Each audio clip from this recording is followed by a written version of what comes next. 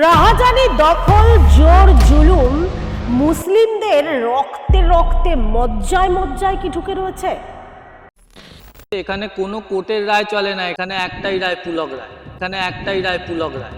সন্ধে 6:45টার সময় তো কোনো মহিলাকে থানায় রাখাও যায় না বা কোনো মহিলাকে গ্রেফতার পর্যন্ত করা যায় না। কোনো মহিলা পুলিশ ছিল না, আমাদের থানাতেই বসিয়ে রাখা হয়েছিল। ইভেন আমাদের গেস্ট হাউসে শুধু মুসলিম নয়, থানার যিনি ওসি শান্তনু গিরি, ওনার একজন কর্মচারী আমাদের গেস্ট হাউসে আছে।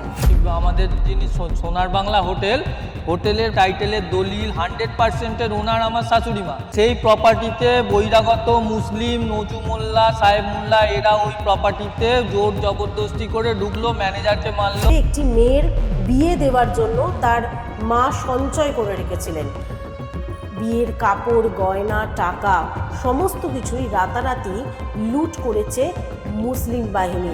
আমার হাজবেন্ড বিজেপি করতো বলে ওই পুলক রায় আমার হাজবেন্ডকে মিথ্যে কেসে ফাঁসি দিয়েছিল।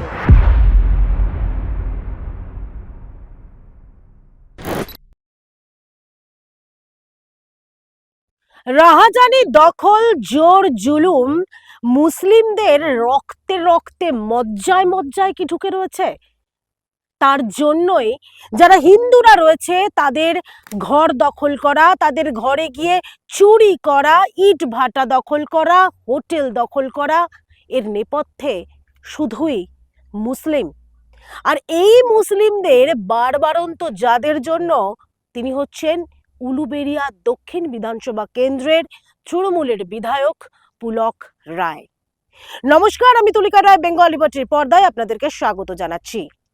পুলক রায় এই নাম সম্পর্কে নিশ্চয়ই আপনারা অবগত রয়েছেন, যিনি উলুবেড়িয়া দক্ষিণ বিধানসভা কেন্দ্রের তৃণমূলের বিধায়ক।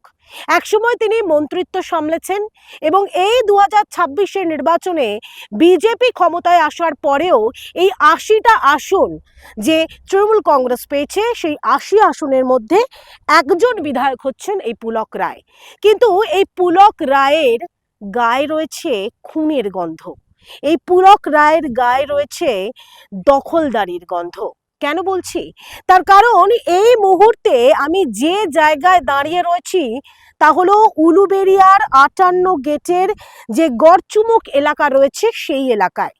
যেই ইট ভাটায় একসময় লাখ লাখ ইট তৈরি হতো, সেই ইট ভাটা এই মুহূর্তে বন্ধ হয়ে রয়েছে কর্মসংস্থান। তার নেপথ্যে এই পুলক রায়। তার কারণ গত 2 বছর আগে এই তৃণমূলের যত বাড়বাড়ন্ত বাড়তে থাকে, ততই পুলক রায়ের দখলদারিটাও বাড়তে থাকে। এই এলাকা, অর্থাৎ আমরা যখন এই গড়চুমুক দিয়ে প্রবেশ করছিলাম তখন দেখতে পাই মুসলিমদের আনাগোনা। এই গোটা এলাকা মুসলিমরা কার্যত তাদের হাতের মুঠোয় রেখেছে। একসময় এই কারাল পরিবার, যে পরিবার দীর্ঘ কয়েক বছর ধরে তারা এই ইট ভাটা চালাচ্ছেন, তারা সরকারকে ট্যাক্স দিচ্ছেন, কিন্তু হঠাৎ করে একদিন আচমকাই তারা গেটের তালা ভেঙে এই ইট ভাটায় তারা প্রবেশ করে। মুসলিমরা কার্যত দল দল বেঁধে এই জায়গায় আসে এবং এখান থেকে প্রথম দফায়, অর্থাৎ 2024 সালের ঘটনা যদি আমরা বলি, 2024 সালে প্রায় 5 থেকে 6 লাখ মতন ইট তারা চুরি করে তারা বিক্রি করে দেয়। কিন্তু এই কারালের যিনি মালিক, অর্থাৎ কারাল পরিবারের যিনি মালিক, তিনি কিন্তু এই ইটভাটায় প্রবেশ করতে পারেন না। এবং পরবর্তীতে যখন দেখা যায় যে তৃণমূল কংগ্রেস, অর্থাৎ এই শাসক দল, তৎকালীন শাসক দল যখন তাদেরকে সমর্থন করে না, যখন পুলিশ প্রশাসন সকলেই মিলে রয়েছে এবং সকলেই মিলে মিশে ভাগ বাটোয়ারা করে টাকা খাচ্ছে, তখন তারা আদালতের দ্বারস্থ হয়। কিন্তু কলকাতা হাইকোর্টের নির্দেশকেও অমান্য করা হয়, যেখানে কলকাতা হাইকোর্ট কার্যত নির্দেশ দিয়ে দিয়েছিলেন যে পুলিশ প্রশাসন তারা পাহারা দেবেন, তারা নিরাপত্তা দেবেন এবং এই কারাল পরিবার তারা তাদের ব্যবসা চালাবে। সেখানেও সমস্যা। কলকাতা হাইকোর্টের নির্দেশকে কার্যত তুড়ি মেরে উড়িয়ে দেয় পুলিশ প্রশাসন এবং এই তৃণমূলের যিনি বিধায়ক পুলক রায়। 2024-এর পর আবারও যখন কারাল পরিবার তারা ফিরে আসেন এবং প্রায় 72 লক্ষ টাকা খরচ করে তারা আবারও নতুন করে এই ইটভাটাটাকে সাজিয়ে তোলেন। 2025-এ আবারও একই ঘটনা। পুলিশের যারা গুন্ডাই বলা যেতে পারে, পুলিশ তারা কোনো নিরাপত্তা দেয়নি এবং যারা মুসলিমরা রয়েছে তারা আবারও এই ইটভাটা দখল করেন এবং ইটভাটা দখল করে গোটা যে প্রক্রিয়া, প্রায় যদি আমরা হোটেল বলি, যদি আমরা ইটভাটা বলি, প্রত্যেকটা ইটভাটা, হোটেল, বাড়ি থেকে চুরি, সমস্ত কিছু নিয়ে প্রায় 3 থেকে 3.5 কোটি টাকা তারা লুট করেছে এবং এই হিন্দু যে পরিবার রয়েছে কারাল পরিবার তাদেরকে ঘর ছাড়া করেছে। এই মুহূর্তে কারাল পরিবারের যিনি মেন সদস্য তার মৃত্যু হয়েছে, তবে তার স্ত্রী এবং তার কন্যা এই মুহূর্তে বাড়ি ছাড়া, আক্রমণে আতঙ্কে তারা বিভিন্ন জায়গায় আশ্রয় খুঁজছেন বা আশ্রয় নিচ্ছেন। প্রথমে সেই ছবি দেখুন, এই হচ্ছে সেই ইটভাটা এই মুহূর্তে বন্ধ হয়ে রয়েছে, যেখানে প্রায় বহু মানুষে এই ইটভাটায় কাজ করতেন। সেই ইটভাটা এই মুহূর্তে কার্যত এই মুহূর্তে দেখতে পাচ্ছেন শূন্য অবস্থায় পড়ে রয়েছে এবং এই 82 বিঘা যে জমি, সেই জমি যদি আমরা একটু ঘুরে দেখি, সেই জমি এক সময় লক্ষ লক্ষ টাকার ইট তৈরি হতো, লক্ষ লক্ষ ইট তৈরি হতো, যেই ইট বিভিন্ন জায়গায় যেত। টুসি এবং মণি এই দুটি নামে ইট তৈরি হতো, কিন্তু সেই ইটভাটা এই মুহূর্তে কার্যত একটা ভগ্নাদশায় পরিণত হয়েছে। তার কারণ এই তৃণমূল কংগ্রেসের যিনি বিধায়ক পুলক রায়। প্রায় 82 বিঘা যে জমি রয়েছে, যে জমিতে একসময় ইট তৈরি হতো, লক্ষ লক্ষ ইট তৈরি হতো, সেই জমি এই মুহূর্তে কার্যত ফাঁকা। কলকাতা হাইকোর্টের দ্বারস্থ হয়েছেন, আর সেই কারণে আমি এই মুহূর্তে যিনি আদালতে লড়েছেন তার সঙ্গে একটু কথা বলার চেষ্টা করব। সৌরভ দত্ত, আপনি দীর্ঘদিন ধরে আদালতের দ্বারস্থ হয়েছেন, তার কারণ যখন এই আপনার যে শ্বশুরমশাইয়ের যে ইটভাটা, সেই ইটভাটা যখন মুসলিমদের দখলে চলে যায়, গোটা ঘটনাটা যদি একটু বলেন যে কি হলো, মানে কলকাতা হাইকোর্টের নির্দেশকে অমান্য করছে বিধায়ক। ঘটনাটা হচ্ছে, প্রথমে এখানেতে লোয়ার কোর্টেতে আমাদের নামে এই প্রপার্টি এবং সোনার বাংলা হোটেল থেকে শুরু করে সমস্ত প্রপার্টি যেগুলোতে কেস ছিল, সমস্ত প্রপার্টিতে ইনজাংশনটা বলবৎ করে উলুবেড়িয়া কোর্ট। লোকাল যে কোর্ট, সে কোর্টের অর্ডারে এখানকার যে থানার প্রশাসনিক যে পুলিশ কর্তা, তারা তো কোনো রকম ভাবে পাত্তা দেয়নি, প্রায়োরিটি দেয়নি। তারা একটাই বারবার কথা বলেছে যে এখানেতে একজনই আছেন, MIC যিনি আছেন পুলক রায়, ওনার কাছে পরিবার নিয়ে চলে যান, বা পরিবারে মা গেছে, বউ গেছে, এদেরকে বলেছে যে ওদেরকে আপনাদেরকে বলা হচ্ছে পুলক রায়ের কাছে চলে যান, উনি এই ব্যাপারটা ঝামেলাটা মেটাতে পারবে, উনি এখানে শেষ কথা বলছেন। এখানে মুসলিম বেশ কিছু লোক আছে যারা ওই যখন ভাটাতে ঝামেলা হয়েছিল, তাদের ভিডিও আছে আমাদের কাছে। ভিডিওতে বলছে এখানে কোনো কোর্টের রায় চলে না, এখানে একটাই রায় পুলক রায়, একটাই রায় পুলক রায়, কোনো কোর্টের কথা চলে না।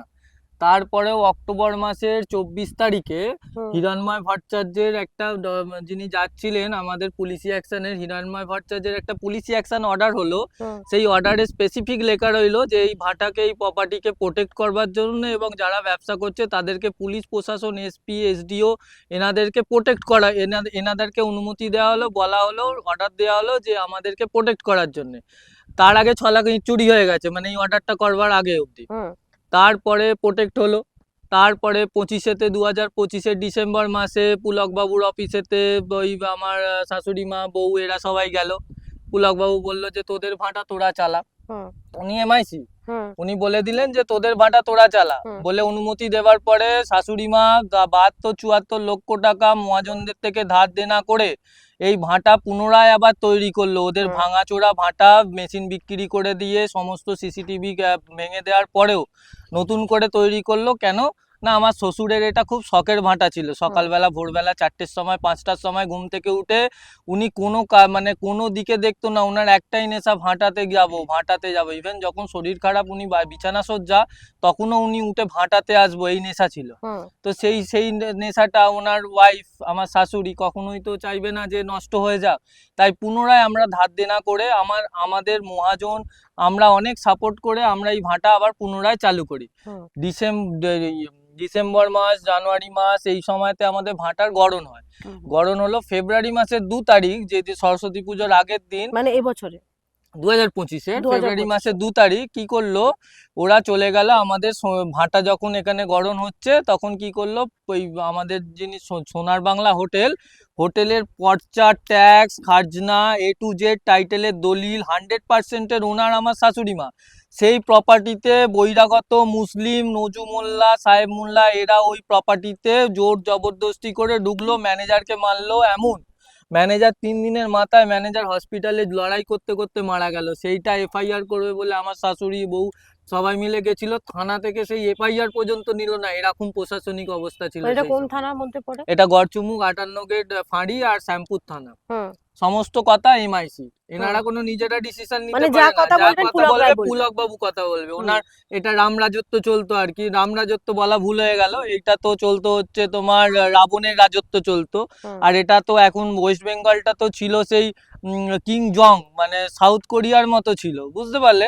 এই সমস্ত গুলো তো প্রকাশ্যে আসতো না, মমতা ব্যানার্জির নির্দেশে এবং এই সমস্ত কারাপ্টের নেতা পুলক রায় এনাদের নির্দেশে সমস্ত মিডিয়াকে পারচেস করা ছিল। মিডিয়ারা খবর নিয়ে গেছে আমার বাড়ি থেকে, শাশুড়ি মার খবর নিয়ে গেছে। আমি কলকাতা 24 ঘন্টায় গিয়ে নিউজ করব বলে আমারই একটা বোন কাজ করেন, ওনার রেফারেন্সে বললাম, এসে নিউজ কালেক্ট করলো। সেই নিউজ পুলক আমি কালেক্ট করলো সন্ধেবেলা, আর আমরা বাজারে বেরিয়েছি, দেখছি উনি গিয়ে পুলক বাবুর অফিসে বসে আছেন। তাহলে কার কাছে যাব? কোনো প্রশাসনের কাছে গিয়ে কড়া নেড়ে আমরা কোনো রকম প্রায়োরিটি পাইনি কারোর থেকে। ইভেন স্টিল এখনো পর্যন্ত হিরণময় ভট্টাচার্যের পরে যে আমরা থেমেছিলাম তা নয়, তারপরে ফেব্রুয়ারি মাসের 2 তারিখে আমাদের হোটেল গেল। হোটেল যাওয়ার পরে কন্টিনিউ ভাটা থেকে ইট বিক্রি হয়ে যাচ্ছে, বেরিয়ে যাচ্ছে। রাতের বেলা খবর আসছে ভাটা থেকে ইট বেরিয়ে যাচ্ছে। আমি বলছি আমি যাই, আমার শাশুড়ি বলছে না আমাদের কিছু নেই, তোমাকে কিছুতে যেতে দেবো না, কারণ এখানটা মুসলিম, এলে মার্ডার করতে পারে, বা এর আগে তো হয়েছে আগ্নেয়াস্ত্র এই সমস্ত কিছু নিয়ে এসেছে, তো এই সমস্ত হুমকি ঝুমকি দিচ্ছে, তার জন্য বাড়ির লোক কোনো রকমভাবে আমাদেরকে আসতে দেয়নি।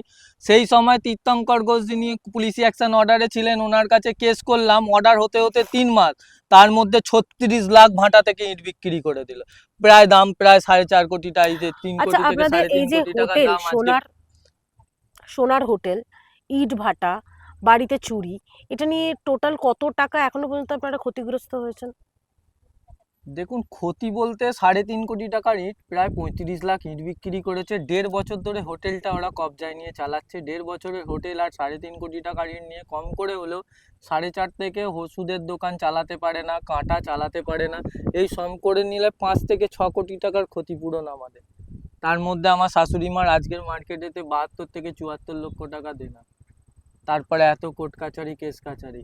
আমাদের উলুবেড়িয়া কোর্টের আমাদের অর্ডার যে আমাদের যারা অপোজিট সাইড মুসলিম দল যারা আছে তাদেরকে রেস্ট্রিক্টেড করা, যে তারা এই প্রপার্টিতে যেন না ঢুকতে পারে। সেই রেস্ট্রিক্টেড করার পরে সেই অর্ডারটা পালন করবে কে, কারা করাবে? SP SDO কে অর্ডারে লেখা আছে, ইনস্ট্রাকশন দেওয়া আছে, এরা যেন না ঢুকতে পারে। সেই প্রপার্টিতে আমরা যখন ঢুকছি বা আমরা যখন আছি, সেই প্রপার্টিতে থাকাকালীন আমাদেরকে তুলে নিয়ে গিয়ে থানাতে, আমরা যখন প্রপার্টিতে আছি সেইখানে একটা বচসা তৈরি হলো আমাদের অপোজিট সাইড যারা মুসলিম যারা আছে তাদের সাথে।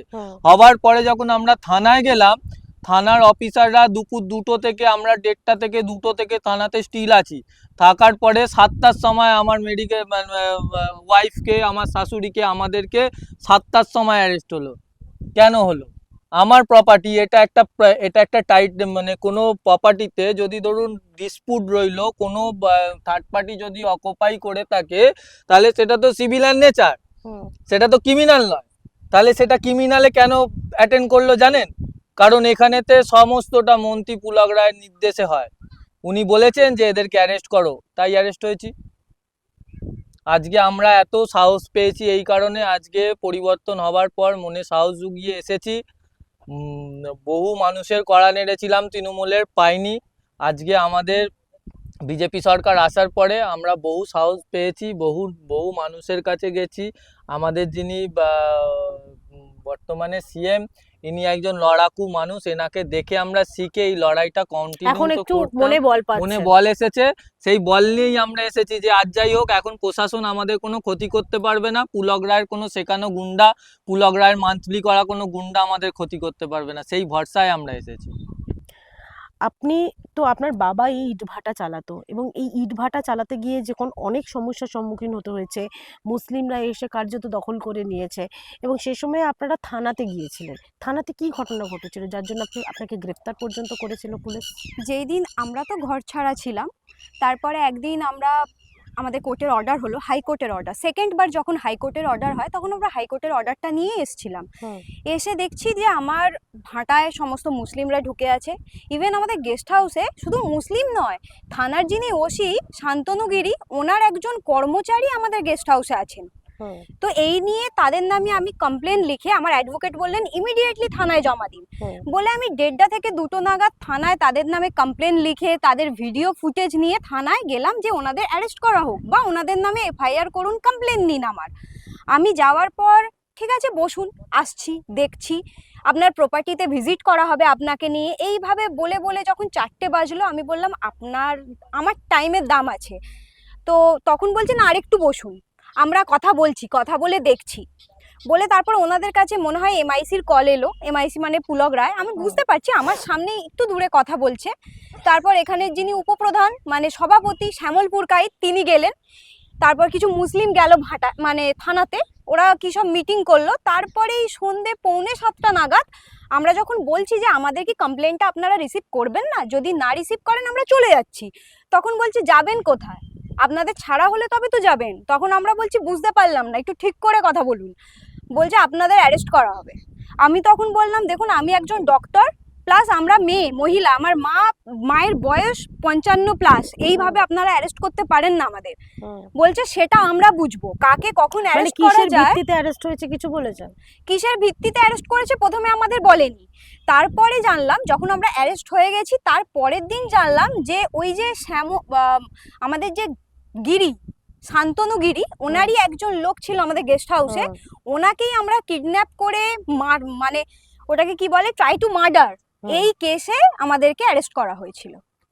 আর যাকে অ্যারেস্ট করার কথা হয়েছিল সে একজন মাতাল, তাকে সবাই চেনে যে সে মাতাল, সে সকাল থেকে মদ খায় আর রাত পর্যন্ত মদ খায়, সকাল থেকে শুরু করে রাত পর্যন্ত। কিন্তু রাত 6:45 সময়, সন্ধ্যে 6:45 সময় তো কোনো মহিলাকে থানায় রাখাও যায় না বা কোনো মহিলাকে গ্রেফতার পর্যন্ত করা যায় না। আমাদের গ্রেফতারও করা হয়েছিল, ইভেন কি আমাদের সারা রাত ওই থানাতেই, কোনো মহিলা পুলিশ ছিল না, আমাদের থানাতেই বসিয়ে রাখা হয়েছিল।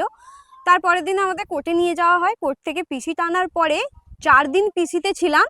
4 দিন আমাদের পিসিতে কনস্ট্যান্টলি শুতে পর্যন্ত দেওয়া হয়নি, চুপচাপ ওই যেখানে অফিসিয়াল কাজ হতো ওখানে আমাদের বসিয়ে রাখা হয়েছিল। নিচেতে একটা কিছু পেতে দিয়েছিল চট বা হ্যাঁ শ্যামপুর থানায়, ওইভাবে ওখানেই আমাদের বসিয়ে রেখেছিল সবার সামনে। ভেবেছিলেন কখনো বেঁচে ফিরবেন? এভাবে বেঁচে ফিরবো তো অবশ্যই ভেবেছিলাম, কারণ পুলক রায়ের সাথে লড়াই করছি এইটুকু মনে বল ছিল, কিন্তু খুব ভয় পেতাম কারণ মা বয়স্ক, বাবা নেই, তো ভয় পেয়েছিলাম খুব যে আমার সাথে এটা হবে, আমার মতো একজনের সাথে, এটা ভাবিনি। মানে কোন রাজ্যে আমরা বসবাস করছি যেখানে একজন চিকিৎসক, তিনি পড়াশোনা করে বড় হয়েছেন, তিনি কোথায় রোগী দেখবেন, তিনি রোগীদের সেবা করবেন, সেই জায়গায় সেই চিকিৎসককে থানায় থাকতে হচ্ছে। তার কারণ হচ্ছে যারা বিধায়ক, যিনি বিধায়ক রয়েছেন তার দলবল এই ইটভাটায় আসছে, তারা দখলদারি করছে তার জন্য। আপনারা দেখুন সেই ভিডিও, এই ইটভাটা থেকে শুরু করে এই কারাল পরিবারের যে বাড়ি, সেই বাড়িতে যেভাবে চুরি হয়েছে, যেভাবে আক্রমণ শানানো হয়েছে, সেখানকার ছবি। কোথায় তো এই দাদাকে জিজ্ঞেস করো। আমরা সাথে আমি নিয়ে না আরিয়ান ভাটাটা কোথায় আপনি বলুন, মিথ্যা কথা বলুন। মিথ্যা কথা বলে আমরা আবার বলছেন এই সাহেবদের এখন এখানে নাসিমগড়ের কাছে ছেড়ে দেবার পরে এখন বলুন ছেড়ে দেওয়ার পরে তারপরে এই সাহেবের ভাটায় কাজ করি। সাহেবের ভাটা, সাহেবটাকে নজর বলুন, বলুন নজমুল্লাহ। নজিমুল্লাহ কে ডাক নাম সাহেবের? হ্যাঁ সাহেবের নাম না, ওনার বেটার নাম সাহেব। আচ্ছা, নজিমুল্লাহ ওনার বাবা, তাই তো? ওনার বাবা। আচ্ছা, তারপর কানেকশনটা বলুন। তারপর আমি কি জানি, আমি ঠিক আছে। ওনাদের কাছে কাজ করি, ওখানে কাজ। নজিমুল্লাহ আপনাকে এখানে পাঠিয়েছে কাজ করার জন্য, তাই তো? নজমুল্লাহ ওই ভাটা এখন কাজ নেই বলে প্রশাসন বলেছিল এই ভাটায় কাজ আছে, এই ভাটায় এসে কাজ কর। ঠিক আছে, তুমি তাহলে কাজ করছো, ওকে? দেখি এখানে গার্ড কে আছে, এই সিকিউরিটি কাকা, দীর্ঘ 19 বছরের বাস কাঁড়ার পরিবারের, যে উলুবেড়িয়া 58 গেটের গড়চুমুক এলাকাতেই এই হিন্দু পরিবারের বাস ছিল। কিন্তু যারা মুসলিমরা রয়েছে তাদের অত্যাচারে আজ প্রায় 2 বছর তারা ঘর ছাড়া।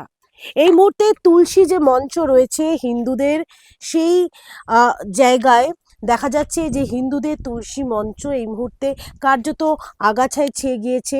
এখানে আর সন্ধ্যা প্রদীপ দেওয়ার মতন কেউ নেই। আর এই কাঁড়ার পরিবারের যে বাড়ি, সেই বাড়িতে রয়েছে তালা, এবং ভেতরে অগোছালোভাবেই পড়ে রয়েছে যে সমস্ত আসবাবপত্র, দরজা খোলা, ভেতরে রয়েছে খাট, এবং এখান থেকেও যারা মুসলিমরা রয়েছেন, যারা এই এলাকা দখল করে রয়েছেন, দখলদারির রাজত্ব চালিয়েছে গত 15 বছর ধরে তৃণমূল কংগ্রেস, এবং এই এলাকার যিনি বিধায়ক রয়েছেন, এবং এই মুহূর্তে এই 2026-এর নির্বাচনে তিনি তৃণমূলের কংগ্রেসের পক্ষ থেকে পুলক রায় তিনি প্রার্থী হয়েছিলেন, তিনি জিতেছেন, এবং তার রাজত্ব চলছে এখনো পর্যন্ত, যেখানে হিন্দু পরিবার তারা শুধুমাত্র মুসলিমদের অত্যাচারে, মুসলিমদের দখলদারিতে কার্যত ভয় আতঙ্কে তারা বাড়ি ছাড়া হয়েছে। চলুন তাদের সঙ্গে একটু কথা বলা যাক। দেখতে পাবো, আমরা এতদিন আসিনি, আজকেই আসছি। এইটা খুললে তবে। এই রাজু খোলো না গো, খুলতে পারছি না। এটা দুটো একসাথে আছে না, এইটা চেপে ওইটা খুলতে হয়। হ্যাঁ,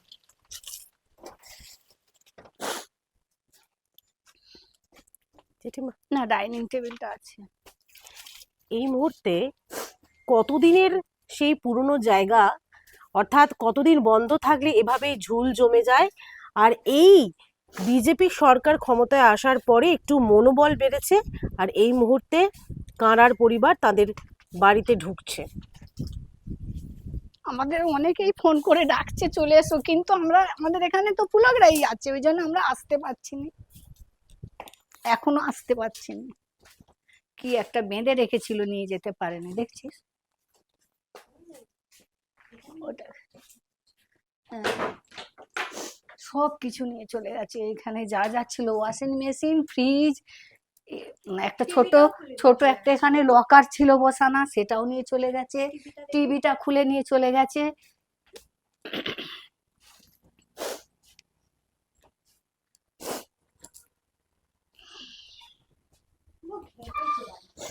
হ্যাঁ, পুরো এইখানে একবার এসে দেখুন, ফ্রিজ টিজ সব খুলে নিয়ে গেছে, সব ফ্রিজের স্ট্যান্ড ফ্যান পড়ে আছে। থানায় আমরা গেছি, থানায় আমাদের আসতে দেয়নি। এই কার্টুন যেখানে রয়েছে, গয়না থেকে শুরু করে একটি মেয়ের বিয়ে দেওয়ার জন্য তার মা সঞ্চয় করে রেখেছিলেন, বিয়ের কাপড়, গয়না, টাকা সমস্ত কিছুই রাতারাতি লুট করেছে মুসলিম বাহিনী। তারা এই জানলা দিয়ে ভেতরে প্রবেশ করে এবং এই কার্টুনও নিয়ে যায় বেশ কিছু, এবং তার সঙ্গে সমস্ত কিছু লুটপাট করে নিয়ে যায়। তার নেপথ্যে রয়েছে এই উলুবেড়িয়ার যে 58 গেট গড়চুমুক এলাকা, তার নেপথ্যে রয়েছে মুসলিমরা, আর মুসলিমদের শিরোনামে বাবা হয়ে বসে রয়েছে গত 5 বছর আগের বিধায়ক, এবং এই মুহূর্তে বর্তমান যিনি বিধায়ক রয়েছেন তৃণমূল কংগ্রেসের পুলক রায়। ওপরের যে ঘর, সেই ঘরের জানলা ভেঙেও নাকি হয়েছে চুরি, সেই ছবিটা আপনাদের দেখায়। এই সেই জানলা, এই জানলা খুলে এই যে গ্রিলটা দেখতে পাচ্ছেন, এই গ্রিলটা যদি আমি খুলি, সেটা কিন্তু খুব, দেখলেন, খুব সহজেই খুলে যাচ্ছে। এবং এই গ্রিল খুলেই যারা মুসলিমরা রয়েছেন তারা ঠিক এই বাড়ির পিছন দিক দিয়ে এসেছেন, এবং এসে এই কার্টুন থেকে সমস্ত যে আসবাবপত্র ছিল সবকিছু নিয়েই কার্যত চম্পট দিয়েছে মুসলিমরা। কারণ কি জানার চেষ্টা করব। এই যে কার্টুনে কি কি ছিল? কার্টুনে আমার মেয়ের বিয়ের জন্য সবকিছু ব্যবস্থা ছিল, সোনা দানা, কিছু লিকুইড মানিও ছিল। তারপরে মেয়ের বিয়ের কাপড় চোপড়ও ছিল, মেয়ের ড্রেস ছিল, বই খাতা মানে পর্যন্ত। সামনে কি বিয়ে ছিল? সামনে বিয়ে ছিল, 25-এ বিয়ের কথা ছিল আমার মানে মেয়ের। 2025 সালে? হ্যাঁ 2025 সালে ফাইনাল কথা হয়ে গিয়েছিল, এমনকি আমাদের রেজিস্ট্রি আশীর্বাদী সব হয়ে গেছে, শুধু বিয়েটা বাকি। এই তৃণমূলের অত্যাচারের চোটে আমরা ঘর ছাড়া বিয়েও দিতে পারিনি মেয়ের। তারপরে একদিন হঠাৎ সন্ধ্যেবেলা সবাই বলছে তোমাদের মারতে আসছে, হ্যাঁ সাহেব বাহিনী আসছে সাহেবের লোক নিয়ে, থানার লোকও বলছে তোমাদের মারতে আসছে সাহেব বাহিনী, আমরা আটকাতে পারবো নি বলে আমরা কোনো প্রকারে এইসব এখানে কার্টুন রেখেছিলাম, জানি গাড়িতে করে নিয়ে চলে যাবো। মানে এই যেখানে কার্টুনে বিয়ের কাপড় থেকে বিয়ের শুরু কাপড় করে থেকে গয়না টাকা সব হ্যাঁ, ছিল, হ্যাঁ সব রকমের আপনারা সব নিয়ে কিছু যাবেন ছিল। বলে? নিয়ে যাব বলে গুছোচ্ছিলাম, সেই সময় হঠাৎ ফোন আসলো যে তোমরা পালিয়ে যাও, বলতে আমরা কোনো নিয়ে যেতে পারিনি, আমরা পালিয়ে গেছি। তারপরে আমাদের অ্যারেস্ট করিয়ে দেওয়া হলো, অ্যারেস্ট করিয়ে দিয়ে নিচের ঘরে তালা ভেঙে চুরি করা হলো। তারপরে আমাদেরকে যখন জামিন হলো বলে দেওয়া হলো তোমাদের এখানে আসা যাবে না, শ্যামপুর চত্বরে তোমাদের যাওয়া যাবে না। আমাদের কর্মচারীরা দূর থেকে দেখে, আমাদের ফোন করে ম্যাডাম আপনার ঘরে তালা ভাঙা, চুরি হয়ে গেছে, হ্যান ত্যান বলার পরে তখন আমরা এসে জানতে পারলাম এইসব হয়েছে। তারপর আমরা ভয়েতে আসিনি, যা হয়েছে নিয়ে তো চলে মানে গেছে। এই 2 বছর পরে প্রথম এলেন? হ্যাঁ 2 বছর পরেই প্রথম এলাম। সিদ্ধার্থ, এই ছবিগুলো দেখাও। এই মুহূর্তে খালি কার্টুন পড়ে রয়েছে, যেখানে একটি মেয়ের বিয়ে, সেই বিয়ের সমস্ত গয়না টাকা কাপড় সমস্ত কিছু যা ছিল সমস্ত কিছুই মুসলিমরা চুরি করে নিয়ে গেছে। আমি কোট আনকোট একটাই কথা বলবো, মুসলিমরা চুরি করে নিয়ে গেছে। এই উলুবেড়িয়া 58 গেটে মুসলিমদের বাড়বাড়ন্ত এই মুহূর্তে চূড়ান্ত, তার কারণ তার মাথায় শিরোনাম এই মুহূর্তে বসে রয়েছেন এই মুহূর্তের যে কাউন্সিলর এবং গত 5 বছর আগেকার যিনি কাউন্সিলর ছিলেন তৃণমূলের, পুলক রায়। যখন এই রান্নাঘরে আমরা দাঁড়িয়ে রয়েছি, যখন বাড়ি ছেড়েছিলেন এই রকম ভাবে কি অগোছালো ছিল না, রান্নাঘর? কারো সংসারে এরকম থাকে? আমার সুন্দরভাবে সোনার সংসার তো সোনার মতনই গুছানো ছিল। দুষ্কৃতীদের পুলক রায় ঢুকিয়ে দিয়ে, এই মুসলিমদের ঢুকিয়ে দিয়ে, এখান থেকে এ দেখো আমার ওয়াশিং মেশিন ছিল, হুম। ওখানে আমার ফ্রিজ ছিল, এখানে মাইক্রো ওভেন ছিল, সব কিছু বার করে নিয়ে চলে গেছে। এবার ওপরে তো এখন আমি যাচ্ছি না, ওপরেও কত কি আছে, কি বার করেছে যা বুঝতে পারছি না, বলতে পারছি না। মানে জোরজার মুলুকদার। জোরজার মুল্লুক তার। আর ওদের ছবিও আছে, ওরা যে এসে আমাদের লেবারদের মেরে টাকা নিচ্ছে সেই ছবিও আছে আমার কাছে, সব দেখাবো। মফি মোল্লা, সাহেব মোল্লা, অরুণ চক্রবর্তী, মলয় মিত্র, হ্যাঁ তারপরে নাসির মোল্লা, তারপরে আরো কি রাজা মোল্লা, আরো সব অনেকের নাম জানি না এই আপনি মুহূর্তে। তো এরা সব এসে 2007 সাল থেকে এখানে আছেন, বা তার আগে থেকেই তার রয়েছেন? আগে থেকে পাশের ঘরে থাকতাম। 2007-এ আমাদের এই ঘরটা তৈরি হয়, 2007 থেকে আমরা এখানে আছি। সেই সময় এই যে মুসলিমদের এত বাড়বাড়ন্ত বা এদের তাদের যে এত বিস্তার, সেটা দেখেছেন কখনো? দেখেছি, অতটা বুঝতে পারতাম না। এমনি আমাদের সবসময় এন্ট্রি ছিল। আমার হাজবেন্ড বিজেপি করতো বলে ওই পুলক রায় আমার হাজবেন্ডকে মিথ্যে কেসে ফাঁসি দিয়েছিল, সেই নিয়ে আমরা কারোর সাথে পাশে থাকতাম না, আমরা আমাদের মতো থাকতাম। যেহেতু রুলিং পার্টি আছে, আমাদেরকে সবাই বলতো ওদের চাঁদা দিতে হবে, ওই করতে হবে, সেই করতে হবে। এই ফোন করে বলছে কাকিমা আজকে মদ খেতে দাও, আবদার করছে, এইসব দিয়েছি। কিন্তু আমরা সেভাবে কারোর সাথে মিশতাম না। আরে মুসলিমরা ওই অত্যাচার করতো, কিরকম অত্যাচার করতো, এই মারবো ধরবো এইসব বলতো, বললে আমরা আবার রুলিং পার্টিকে গিয়ে বললে শান্ত হতো, এই রকম। কিন্তু যেহেতু আমরা বিজেপি করি, আমাদের উপর অত্যাচারটা অত্যাধিক হয়ে আমাদের সব রকমের সামলাতে না পেরে, ধরো ওরা থানায় পুলিশ নিয়ে এলো, আমরা থানাকে শান্ত করলাম, এইভাবে বিভিন্ন রকমের করে করে যখন দেখলো আমাদের জব্দ করা যাচ্ছে না, আমার হাজবেন্ডকে নারী গঠিত ব্যাপারে ফাঁসিয়ে দিয়ে জেল খাটিয়ে দিল। সে সেম কেস আমার মেয়ে, আজকে আমার মেয়ে 26 বছর বয়স, কি অপরাধ করেছিল পুলক রায়ের? ওর ছেলের সাথে বিয়ে দেওয়া হয় না বলে, কিন্তু ওর ছেলে তো একটা স্মাগলার, ক্রিমিনাল, হ্যাঁ জেল খেটেছে। তাহলে ওর সাথে আমার হাজবেন্ড জীবিত ছিলেন যখন বলছে তোর মেয়ে ডাক্তারি পাস করে বাড়ি এসছে, আমার ছেলের সাথে বিয়ে দিতে হবে, তখন বলেছে আমার মেয়েকে গলায় কলসি বেঁধে সামনে নদী ফেলে দেবো, তবু তোর ছেলের সাথে বিয়ে দেবো নি। এই রাগ করছে, এই রাগে এত কিছু আমাদের মুসলিমদের নিয়ে এসে করলো, জানে হিন্দুরা এইসব করতে পারবে না। তারপরে মুসলিমরা, তারপরে এখানকার কিছু কিছু গাদ্দারি হিন্দু আছে যাদেরকে ডাকলে বলছে পুলক রায় যেতে মানা করেছে, নাম ধরে বলছে পুলক রায় যেতে মানা করেছে। তারা আছে, ধরো যে আমার পাশে বসে থাকতো সেও বলছে আমি যেতে পারবো না, আমাকে পুলক রায় থ্রেট দিচ্ছে, মানে মানুষকে হুমকি দিয়ে রেখেছে। হুমকি দিয়ে রেখেছে। এই আর মুহূর্তে পুলাগ্রায়ের পাশে যে বস থাকে সে আমাদের যেদিনকে তাড়িয়ে দিয়েছে পুলাগ্রায়ের অফিস থেকে, সে পরক্ষণে গোপনে আমার কাছে দেখা করতে এসেছে, বলছে পেছন থেকে তোমার হেল্প করবো বৌদি, আমি সামনে থেকে করতে পারবো নি, কেননা পুলাগ্রায় আমাদেরও মেরে দেবে, যেমন এখানে 2-3 জনকে মেরে দিয়েছে, যেমন আমার বন্ধু ছিল তাকে মেরে দিয়েছে, ওর নামটা হচ্ছে কিরে মনি মামার নাম, দীনেশ মন্ডলকে মেরে দিয়েছে, আরো একজন বাপি বলেছিল ওকে ধাক্কা দিয়ে ফেলে দিয়ে গালে মদ ঢেলে দিয়ে আইসিইউতে ভর্তি করে দিয়েছে, বলে মদ খেয়ে পড়ে গেছে। এর এর এর হচ্ছে চুরি করার বা কাউকে মার্ডার করার প্ল্যানটাই আলাদা।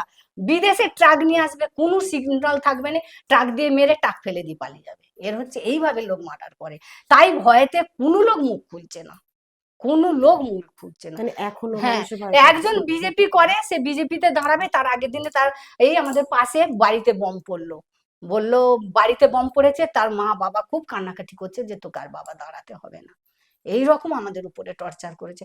আমরা যদি এখানে থাকতাম এতদিন মরে যেতাম। আমাদের লেবাররা বলছে ম্যাডাম আপনার পায়ে ধরি, আপনি আপনার মেয়েটাকে নিয়ে পালান, আপনার মাটি কেউ নিতে পারবে না, আজ নয় 10 বছর পরে আপনি ফেরত পাবেন। যারা পাওনাদার, আমারও তো পাওনাদার আছে, যারা পাওনাদার টাকা পাবে তারা বারবার বলছে কাকিমা আপনার থেকে আমরা তাগাদা করছি না, আপনি দূরে গিয়ে সরিয়ে বোনকে নিয়ে খালি থাকুন, যথেষ্ট ভালোবাসে, বোনকে নিয়ে থাকুন, আমরা সামনাসামনি লড়তে পারিনি, আপনার পাশে আছি, বোনকে নিয়ে দূরে পালিয়ে যান, দূরে গিয়ে থাকুন, আপনার সময় একদিন আসবে, ভগবান সময় দেবে, সেদিন আসবে। তা আমরা ভাবলাম আজ হয়তো আমাদের সময় এসছে, তাই আমরা আমাদের বাড়িতে এসেছি।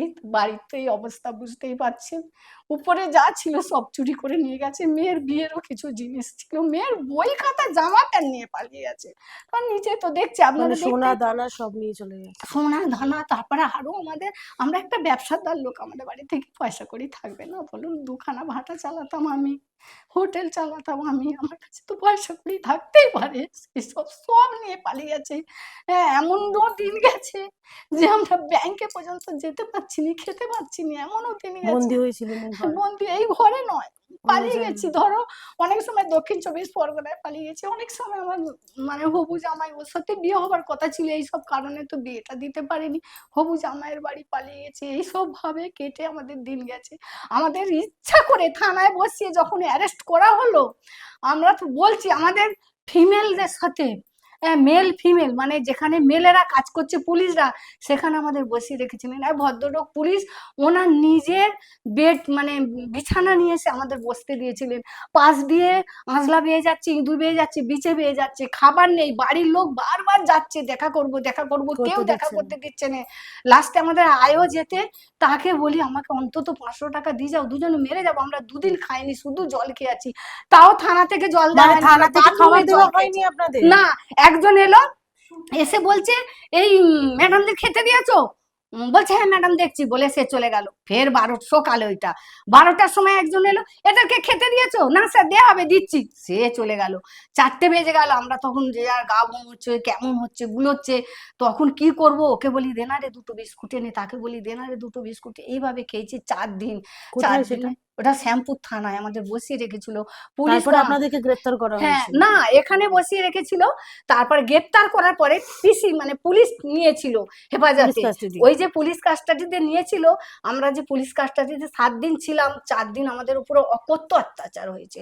তারপরে আমাদের যখন উকিল গেলেন, সে বলে এলো এবার যদি কিছু হয় তো আমার থেকে খারাপ কেউ হবে না, বলার পরে আমাদেরকে পয়সা দিয়ে এসেছিল ওই উকিলই, আমরা বাইরে থেকে কিনে খেতাম, ওরা কোনোদিন কিছু দেয়নি। ক্ষমতার কিভাবে অপব্যবহার, এই সেই রান্নাঘর, যে রান্নাঘর একসময় সাজানো সংসার ছিল সাজানো এই সংসার ছিল, কারার পরিবারের, এবং সেই রান্নাঘর এই মুহূর্তে অগোছালো হয়ে রয়েছে। সেই ছবি, অর্থাৎ সেই ছবি কার্যত স্পষ্ট। এবারের মালিক শিলা কারালের বোন সেদিনকে ছিলেন এই বাড়িতে, যখন তারা প্রাণের ভয় বেরিয়ে যান এই বাড়ি থেকে। আচ্ছা, কি হয়েছিল সেদিন? তখন ওই তো ওরা সবাই দুষ্কৃতীরা মারতে আসছিল আমার বোনজিকে এবং দিদিকে, আমরা আবার তাড়াতাড়ি করে ওদের নিয়ে চলে গেলাম, বলি কোথায় মেরে ফেলবে, সেই জন্যে আমি এখানে ছিলাম তো, নিয়ে চলে গেলাম ওদের, কি করব, কিছু করার নেই, এখান থেকে পালাতে পারলি বাঁচি, সেই জন্য আমরা চলে গেলাম ওদের ওখানে দিয়ে, উলুবেড়িয়া দিয়ে, তারপরে আমি ওই দিক দিয়ে আচিপুরের খিয়াপাড়িয়ে ঘরে গেলাম। মানে এত এত আতঙ্ক, এদিক দিয়ে যাতায়াতও করতে পারিনি, মানে এত ভয়ে ভয়ে থাকতাম। কি যে ভয় কে জানে, এদের দু মাইজিকে সত্যি কথা মেরে ফেলতো না, যদি পাশে থাকতো মেরেই ফেলতো এদের। আমরা এদের দেখতে পেতাম না, এমন করেছে এদের। কিন্তু কি করব, দিদি বোনজি এদেরকে নিয়ে উলুবেড়িয়া গিয়ে অনেক অনেক ওখানে খাবার অনেক লোক সাহায্য করেছে, সেখানে ছিলাম। সেখান থেকে আমি আচিপুরের খিয়াপাড়িয়ে ঘরে গেলাম।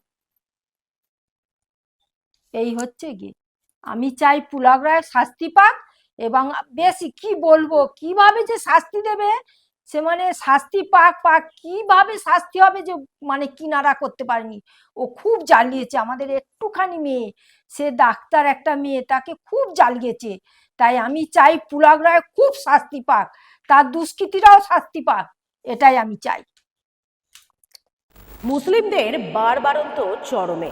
তুই তার নেগেটিভে ফোন করছিস কেন?